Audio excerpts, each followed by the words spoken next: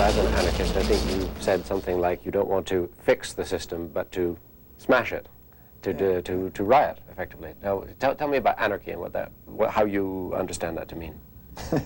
Different people have different interpretations of what anarchy is. I mean, okay, for us, you have to see this whole scene, the whole digital hardcore scene in Berlin is like, of course, it's like a fear for anarchy, and because just it's an emotional thing, to be like totally free. You know the violence of disease, going to be a part of your life, your future, if you don't do something against it. You've been critical of youth movements today for their, particularly, I guess, the rave thing, for being apolitical, for being unable to protect themselves. You mentioned, for example, that the criminal justice bill in England, was passed and with no resistance. And this was something deliberately designed to control such things as loud music, not to mention other political realities. Yeah. So what do you plan to do about that? That kids at raves sometimes are more right-wing than we tend to think of. What do you mean by that? That stuff is happening. For example, like a friend of mine, DJ Rush, he's a black gay DJ from Chicago, and he DJ'd like 3 weeks ago in Berlin in a club, and he was headlining the show. And when people found out that he looks different and stuff, they started a fight, and then the security of this club, instead of helping him, threw him out without even paying him. And like stuff like this happens all the time. For example, that techno is a pure white thing. The blacks have their hip-hop. I mean, that's a common thing. Like a lot of people think that way in the techno scene.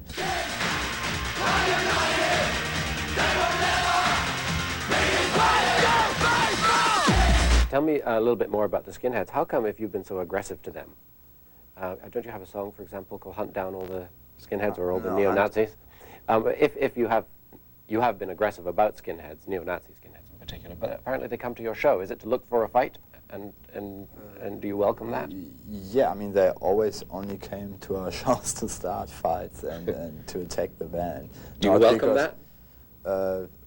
I mean, they always got beaten up, so, I mean, at the moment, as the shows, got bigger and bigger, they don't come anymore, but I don't care. So it happens in the streets all the time in Berlin, so, Well, I mean, ATR, Atari Teenage Riot, incite with the kind of riot chants, the lyrics are more like chants inciting people to violence and action. So I was wondering, in practice, whether you enjoy the consequences of a bottle smashed over your head or somebody else's head.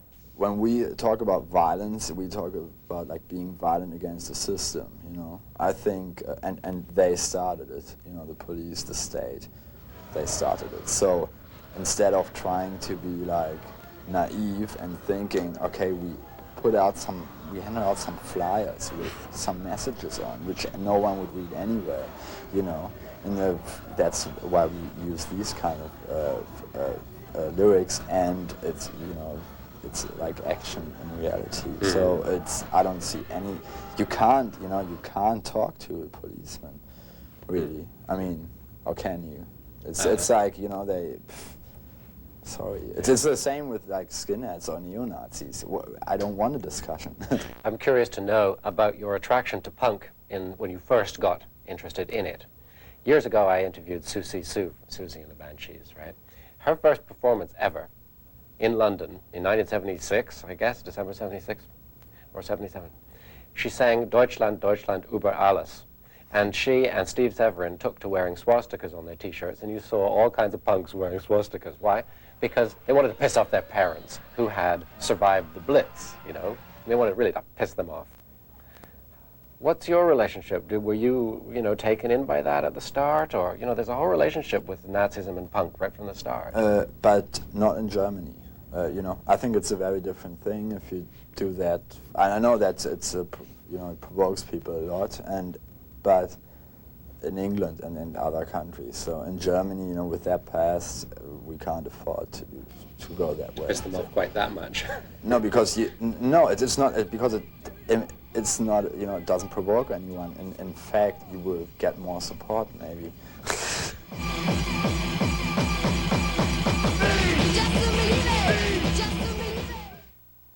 In Germany, this is like a small minority too, you know, but that's not what we are trying to say, you know, because the actual like skinheads who look like that, you know, they are not the biggest danger. I think the danger is at the moment, or like since years, since the reunification in Germany, that the whole society has moved like so like right-wing and so conservative that, you know, like when you talk to like people at my generation or like younger people, they always come up with like trying to find good things in the German past and stuff, and it's like it's not a common you know, opinion anymore that this was like 100% bad.